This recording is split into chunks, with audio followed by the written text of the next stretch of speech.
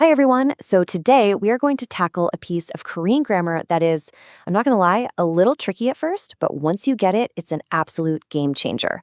We're talking about the power of done. Okay, just picture this for a second. You've got your favorite snack, maybe a perfect slice of cake, sitting right there. You get up for just a second to grab a drink, you turn around and you see your friend's fork heading right for it. That feeling of pure panic? This is the phrase you scream. 그거 내가 먹던 거야. I mean, we've all been there, right? That primal instinct to protect your food.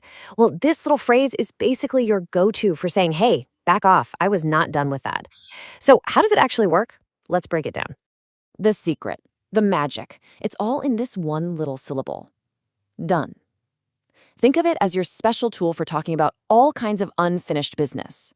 We're talking about the food you were in the middle of eating, the movie you were watching, you name it. So what is it exactly?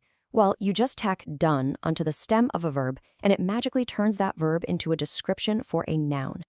Its main job, the reason we love it, is that it signals that a past action was happening, but it got interrupted. It wasn't finished. It perfectly captures that I was in the middle of something feeling. Let's go back to our cake-saving sentence and put it under the microscope. 그거, that means that thing. 내가, that's I. 거야 is the casual way to say it is. And now for the star of the show, 먹던. That comes from the verb 먹다, which means to eat, plus our new best friend, done. It completely changes eat into was eating. And here's the logic, which is so important to grasp. You're not saying I ate that thing. That would mean it's gone. No, you're saying that is the thing that I was in the process of eating. The action got paused. It's not over. And that right there is the entire essence of done.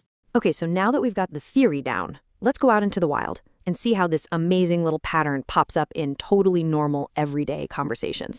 I promise, once you know what to listen for, you'll start hearing it all over the place. Here's a perfect example. Let's say you put your book down to answer the phone. When you come back, it's gone. You wouldn't say, where's the book I read? Because you didn't finish it. You'd say, 보던 책, the book I was reading. The story's not over yet. Now, done has another cool trick up its sleeve. It's not just for unfinished actions. It can also be for past habits. So if you're walking past an old favorite restaurant with a friend, you could point and say, 우리가 자주 가던 식당이야. That's the restaurant we used to go to. It implies it was a repeated thing you did in the past. Oh, this one is super common, especially if you're shopping. You'll hear done used all the time to talk about secondhand items.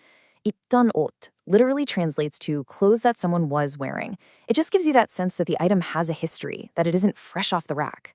Okay, we've seen the definition, we've broken it down, we've seen it in the real world. So, you ready for a quick pop quiz? Let's do a little final check to make sure this whole idea has really sunk in.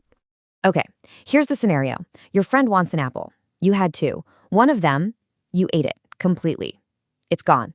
The other one, you took a few bites and left it on the table. Which of those phrases describes the half-eaten apple that's still there? Is it A, 내가 먹은 사과? Or is it B, 내가 먹던 사과? Take a second, think about that crucial difference we talked about, finished versus unfinished. What do you think? And the answer is B, of course it is. 내가 먹던 사과 is the apple I was eating. The action wasn't done, which means the apple is still there. 내가 먹은 사과 would be the apple that's completely gone. You totally got this. So now you have this powerful tool in your Korean toolbox. Think about it for a second. What's something you were doing right before you started this? Maybe it was the coffee you were drinking or the music you were listening to. Try to make a sentence about it right now using done. That's the best way to make it stick.